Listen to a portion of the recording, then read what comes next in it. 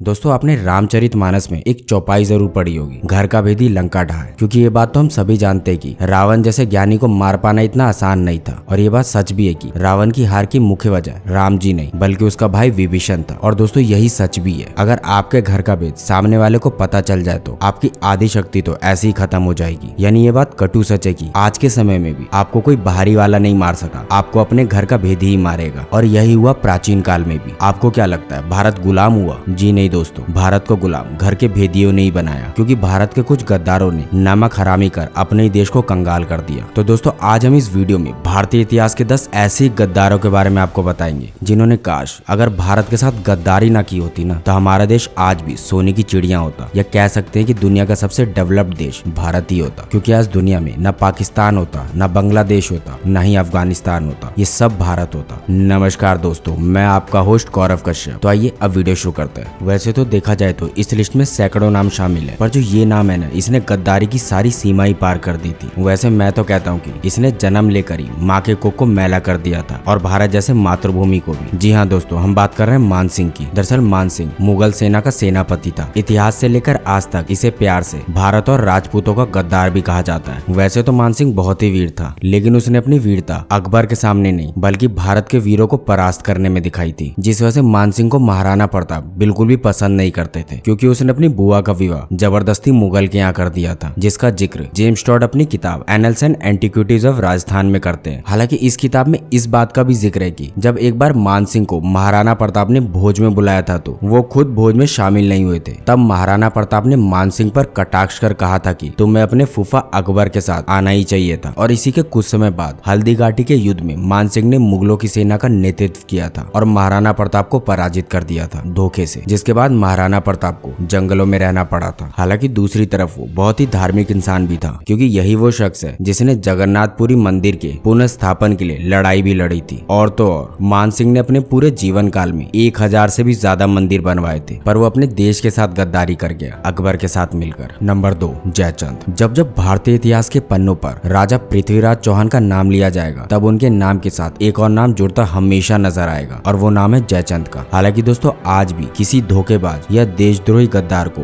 जयचंद के नाम से अगर संबोधित किया जाए तो यानी उसे गद्दारी समझा जाता है। अगर दोस्तों यकीन ना हो तो किसी को जयचंद बोल के देखिएगा, कोई भी देश प्रेमी या कोई सच्चा इंसान इसे गाली मानता है। हालांकि अब सवाल आता है कि जयचंद कौन था। दरअसल जयचंद कन्नौज साम्राज्य का राजा था, जो कि गहरवार राजवंश से था, जिसे आज की तारीख में अब राठौर राजवंश के नाम से जाना जाता है। दरअसल पृथ्वीराज और जयचंद की पुरानी दुश्मनी थी, दोनों के मध्य कई बार युद्ध भी हो चुके थे। वैसे पृथ्वीराज संयोगिता से विवाह के बाद जयचंद के दामाद बन चुके थे, लेकिन जयचंद के दिल में बदले की भावना उत्पन्न हो रही थी और वो किसी भी तरह पृथ्वीराज का विनाश करना चाहता था, चाहे इसके लिए भले ही उसे कुछ भी करना पड़े। और उसने किया भी वैसा ही। अपने गुप्तचर से उसे पता चला कि मोहम्मद गौरी पृथ्वीराज से युद्ध का बदला लेना चाहता है, जिसके बाद जयचंद ने दिल्ली की सत्ता के लालच में मोहम्मद गौरी का साथ दिया। मोहम्मद गौरी और घर के भेदी जयचंद की सेना के आगे पृथ्वीराज चौहान को हार का सामना करना पड़ा, जिसके बाद गौरी ने कन्नौज, दिल्ली सहित कई जगहों पर कब्जा कर लिया था। इसके बाद भारत में इस्लामिक कट्टरता का दबदबा बढ़ना शुरू हो गया, यानी ब्राह्मण स्त्रियों को नग्न करके उनका बाजार लगाया गया, हिंदू मंदिर तोड़े गए और ना जाने क्या क्या उत्पीड़न दिया गया, जिसे आज की तारीख में सोच के भी डर लगता है। अगर दोस्तों घर के भेदी जयचंद ने धोखा न दिया होता ना तो पृथ्वीराज चौहान को हराना किसी के लिए भी असंभव से भी असंभव था। ऐसे गद्दार पे तो दोस्तों आज थूकता है भारत। हालांकि उसकी गद्दारी की सजा उसे तुरंत मिल गई, क्योंकि मोहम्मद गौरी ने उसे भी मरवा दिया भारत पर कब्जा करने के लिए। नंबर 3, मीर जफर। दोस्तों ये बात तो हम सभी जानते हैं कि मुस्लिम शासकों के भारत में अधिकार के बाद अंग्रेजों ने भारत पर राज किया है। अंग्रेजों का भारत में विजय का रास्ता मीर जफर ने खोला था, क्योंकि अंग्रेजों की विजय के बाद मीर जफर बंगाल का नवाब बना था। हालांकि इससे पहले बंगाल में सिराजुद्दौला का अधिकार था। दरअसल ईस्ट इंडिया कंपनी बंगाल में अवैध रूप से व्यापार कर रही थी, जिससे बंगाल के हितों को नुकसान हो रहा था। इसलिए सिराजुद्दौला ने इसे रोकने के लिए प्लासी की लड़ाई लड़ी। प्लासी का युद्ध शुरू होने से पहले मीर जफर, अमीर चंद और जगत सेठ को अंग्रेजों ने अपने साथ मिला लिया था, जिससे 1757 में हुए प्लासी की लड़ाई में सिराजुद्दौला को शिकस्त खानी पड़ी और उसके तुरंत बाद ही भारत में ईस्ट इंडिया कंपनी की नींव पड़ गई। हालांकि इस गद्दारी के बारे में लोग आज भी कंफ्यूज है, क्योंकि कई लोगों का सोचना है कि एक से आजादी मिली तो दूसरे के गुलाम बन गए। हालांकि आपको क्या लगता है, मीर जफर इस हिसाब से गद्दार हुआ या नहीं? कमेंट में जरूर बताइएगा। नंबर 4, फणींद्रनाथ घोष। भगत सिंह, राजगुरु और सुखदेव, ये तीनों ही लेजेंड देश की आजादी के लिए हंसते हंसते फांसी के फंदे पे झूल गए थे, क्योंकि दोस्तों उनके दिल में देश को आजाद करने की ज्वाला वाला प्रबल थी। उनका रास्ता अहिंसा का था, क्रांति का था, लेकिन उनका मकसद सिर्फ और सिर्फ देश की आजादी का था। दरअसल भगत सिंह को जब फांसी की सजा सुनाई जा रही थी तो घोष ने गवाही दी थी, जिसके बाद उन्हें फांसी की सजा सुनाई गई। वैसे दोस्तों आपको बता दें, घोष भगत सिंह के खास वफादार और सबसे भरोसेमंद दोस्त थे। यानी एक बार फिर ये साबित होता है कि घर का भेदी लंका ढाए। दरअसल घोष एक डकैती के केस में बचने के लिए वो भगत सिंह के खिलाफ सरकारी गवाह बन गए और घोष की गवाही की वजह से भगत सिंह, राजगुरु और सुखदेव को लाहौर असेंबली में बम फेंकने के कारण फांसी की सजा सुनाई गई थी। यानी घोष अगर गवाही ना देते तो कोई भी ऐसा पुख्ता सबूत नहीं था जिस वजह से उन्हें फांसी पे लटकाया जा सकता था। हालांकि हमारा तो ये मानना है कि भगत सिंह को फांसी देने की औकात न किसी में थी न किसी में कभी हो पाएगी, क्योंकि वो हंसते हंसते फांसी चढ़े थे, क्योंकि उन्होंने अंग्रेज सरकार के सामने कोई माफीनामा या सेल्फ डिफेंस के लिए लॉयर तक नहीं हायर किया था। उनकी बस एक ही जिद थी, मुझे अभी के अभी फांसी चढ़ाओ। तो ऐसे आदमी को क्या ही कोई फांसी देगा या कोई गवाही देगा। लेकिन दोस्तों फणींद्रनाथ घोष उन्हीं गद्दारों में शामिल हो गए जिनकी गद्दारी आज भी इतिहास में दर्ज है। नंबर 5, जयाजीव राय सिंधिया। हिंदुस्तान के इस गद्दार और ग्वालियर के इस राजा ने रानी लक्ष्मीबाई के खिलाफ जाकर अंग्रेजों का साथ दिया था। यानी एक मर्द होकर औरत से गद्दारी करने निकला था। दरअसल उस समय ग्वालियर राजघराने से ताल्लुक रखने वाले राजा जयजीव राय सिंधिया का नाम बड़े ही सम्मान और आदर से लिया जाता था। लेकिन ये वही जयजीव राय हैं जिन्होंने 1857 की क्रांति में अंग्रेजों का भरपूर साथ दिया था। दरअसल जयजीव राय ने तात्या टोपे और रानी लक्ष्मीबाई के खिलाफ अपनी सेना का इस्तेमाल किया था। और दोस्तों जयजीव राय की अंग्रेजों के प्रति वफादारी इतनी ज्यादा बढ़ गई थी कि अंग्रेजों ने इसे नाइट क्रेन कमांडर के खिताब से भी सम्मानित किया था। और इसी जयजीव राय सिंधिया की गद्दारी की वजह से अंग्रेज झांसी के किले में अंदर तक घुस पाए थे। क्योंकि अगर आज भी आप झांसी के किले में घूमने जाते हैं या उसे देखते हैं तो उस महल को समझ पाना नामुमकिन है अगर कोई घर का भेदी लंका ना ढाए तो। और इसी जयजीव राय सिंधिया की वजह से रानी लक्ष्मीबाई को अपना ही किला छोड़ना पड़ गया था जान बचाने के लिए। नंबर 6, कांग्रेस। दोस्तों हो सकता है कि ये नाम आपको थोड़ा विवादास्पद लगे, लेकिन हम किसी भी पार्टी की बड़ाई या बुराई नहीं कर रहे, ये सच्चाई है और इसकी सच्चाई आपको एक बार जरूर जाननी चाहिए। दरअसल दोस्तों देश की पहली राजनीतिक पार्टी कांग्रेस ने अपने फायदे के लिए अपने ही देश को खोखला किया है, क्योंकि अंग्रेजों से मिलकर इस पार्टी के कई नेताओं ने समय समय पर देश को लूटने का काम किया। शायद इसलिए 1885 में कांग्रेस की स्थापना से लेकर आज तक कांग्रेस का इतिहास दागदार रहा है। क्योंकि आपको बता दें कि आजादी से पहले तक मोहम्मद अली जिन्ना भी कांग्रेस के ही सदस्य थे, वो भी 1906 से 1920 तक। फिर जिन्ना ने AIML बना लिया, यानी मुस्लिम लीग, और आजादी के वक्त ही हिंदुस्तान के 2 टुकड़े कर दिए अंग्रेजों के साथ मिलकर, जिसका खामियाजा हमें आज भी टेररिज्म या अलग अलग तरीकों से भुगतना पड़ता है। वैसे आपको बता दें कि कांग्रेस में और भी कई लोग ऐसे रहे जिसने भारत के साथ बहुत गद्दारी की है। हालांकि हम यहाँ पर किसी का नाम नहीं ले सकते, लेकिन आप जैसे समझदार इंसान इस बात को बहुत अच्छे से समझ सकते हैं। वैसे आपको क्या लगता है और कौन है कांग्रेस का गद्दार, हमें कमेंट में बताइएगा। हालांकि दोस्तों सिर्फ गद्दारी मत समझिएगा, कांग्रेस में कई महान क्रांतिकारी और लेजेंड भी रहे हैं जिनके लिए आज भी पूरा देश सम्मानित महसूस करता है। नंबर 7, मीर सादिक। दरअसल कुछ लोग टीपू सुल्तान को हिंदू विरोधी कहते थे, लेकिन टीपू सुल्तान की बचपन की कहानियां हम बचपन से सुनते और पढ़ते आ रहे हैं। दरअसल टीपू सुल्तान ने भारत की हुकूमत को अंग्रेजों से बचाने के लिए हर संभव प्रयास किया था। जिस तरह से हाथ की 5 उंगलियां बराबर नहीं होती, उसी तरह टीपू सुल्तान भी बाकी लोगों से थोड़ा अलग थे, क्योंकि टीपू सुल्तान ने बहुत ही बहादुरी के साथ अंग्रेजी हुकूमत का सामना किया था। लेकिन कहते हैं ना दोस्तों, घर का भेदी लंका ढाए। फिर एक बार ऐसा ही हुआ। मीर सादिक जो टीपू सुल्तान का खास था और तो सबसे भरोसेमंद मंत्री था, उसने अंग्रेजों से हाथ मिलाकर टीपू सुल्तान को धोखा दे दिया। और दोस्तों यही वजह थी कि 1779 की लड़ाई में टीपू सुल्तान की जंग में हार के साथ साथ मौत भी हो गई। और दोस्तों आपको अंग्रेजों के बारे में जानकर बहुत ही घिन भी आएगी कि उन्होंने टीपू सुल्तान को मारने के बाद उनकी 4 बेशकीमती तलवार और उनकी अंगूठियां चोरी करके आज भी बड़े शान से अपने लंदन के म्यूजियम में सजा करके रखी हुई है, जिसे दिखाने का आज वो पैसा चार्ज करते हैं। नंबर 8, नरेंद्र सिंह। दरअसल हिंदुस्तान की इस गद्दार और पटियाला की इस राजा ने सिखों के खिलाफ अंग्रेजों का साथ दिया था। दरअसल ये किस्सा है 1857 का, जब पंजाब में सिखों ने अंग्रेजों के खिलाफ बगावत की शुरुआत की थी। और इस बगावत को दबाने के लिए पटियाला के राजा नरेंद्र सिंह, कपूरथला के राजा रणधीर सिंह और जिंद के राजा स्वरूप सिंह ने इस विद्रोह को दबाने और कुचलने के लिए अंग्रेजों का पूरा साथ दिया था। यानी फिर एक बार साबित होता है कि घर का भेदी लंका ढाए। और ये तीनों राजा इतने बड़े गद्दार थे कि इसके लिए तीनों राजाओं ने अंग्रेजों को हर चीज मुहैया कराई थी, चाहे वो पंजाब का मैप हो, चाहे वो आंदोलन कहां से कहां तक होने वाला है, इसमें कौन कौन शामिल है, एक एक छोटी से छोटी और बड़ी से बड़ी डिटेल इन तीनों राजाओं ने अंग्रेजों के साथ शेयर की थी, जिससे सिखों के इस आंदोलन को दबाया जा सके। नंबर 9, मीर कासिम। दोस्तों मीर जफर को हटाने के लिए अंग्रेजों ने एक और गद्दार का सहारा लिया और वो गद्दार था मीर कासिम। लेकिन मीर कासिम जब तक ये समझ पाता कि उसने अंग्रेजों का साथ देकर बहुत ही बड़ी गलती की है, तब तक पूरी तरह से देर हो चुकी थी, क्योंकि अंग्रेजों ने उसकी सच्चाई पहचान कर उसे ही मौत के घाट उतार दिया और मीर कासिम को 1774 के बक्सर के युद्ध में मार गिराया था, जिस वजह से इतिहास इसे मूर्ख गद्दार के नाम से भी संबोधित करता आ रहा है। Last but not least, number 10, Rai Bahadur Jivanlal. दोस्तों, राय बहादुर और जीवनलाल दोनों बाप बेटे हैं जिन्होंने अंग्रेजों का साथ दिया था। औरंगजेब के मंत्री राजा रघुनाथ ने अंग्रेजों के साथ मिलकर मुगल शासन को खत्म करने की ठानी थी। फिर इसके बाद राजा रघुनाथ के बेटे राय बहादुर जीवनलाल ने अपने फायदे के लिए अंग्रेजों से हाथ मिलाया और भरतपुर के दरवाजे अंग्रेजों के लिए खोल दिए, और इन बाप बेटों की गद्दारी से ही अंग्रेज अपनी चाल में कामयाब हो गए और यहीं से मुगल साम्राज्य का पतन होना शुरू हो गया। हालांकि कुछ लोग इन्हें अच्छा मानते हैं तो वहीं कुछ लोग इन्हें गद्दार कहते हैं। आपकी क्या राय है, बताइएगा जरूर। वैसे दोस्तों, क्या आपने कभी सोचा है भारत के अभी तक कितने सुल्तान हुए और उनमें से सबसे शक्तिशाली कौन रहे हैं? अगर आप इतिहास जानने में दिलचस्पी रखते हैं तो आप हमारी इस वीडियो को देख सकते हैं। हमने सिर्फ 13 मिनट में 10 सबसे ताकतवर सुल्तानों के बारे में पूरे डिटेल में बताने की कोशिश की है। हालांकि दोस्तों, अगर आप यहाँ तक हमें देख रहे हैं तो प्लीज इस वीडियो को लाइक और शेयर जरूर कीजिएगा, और आप हमें सपोर्ट भी कर सकते हैं चैनल को सब्सक्राइब करके, जो कि आपके लिए बिल्कुल फ्री है। तो दोस्तों, आज के लिए बस इतना ही। फिर मिलते हैं इसी तरह की जबरदस्त वीडियो के साथ। तब तक के लिए कीप वॉचिंग। जय हिंद, जय भारत।